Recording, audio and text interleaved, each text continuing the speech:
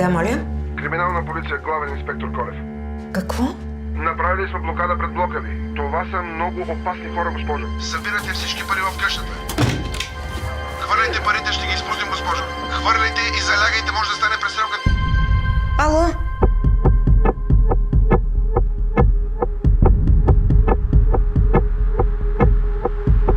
Дойдох за парите. Какви пари? И той ми каза да хвърля парите през прозореца. Звънят на произволни номера, докато не попаднат на потенциалната жертва. Никой не е защитен, повярвайте ми.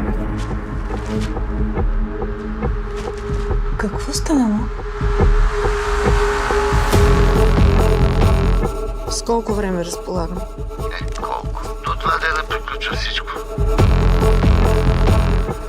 Парите ми трябват сега.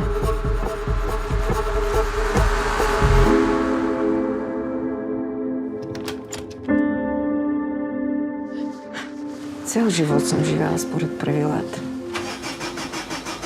И какъв е смисъл? Ало?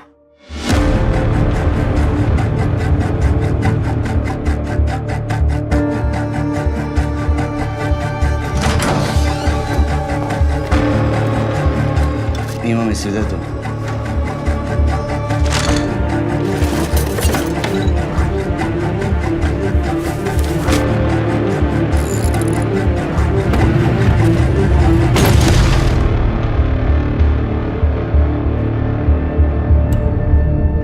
Ако беше жив, това никога нямаше да се случи.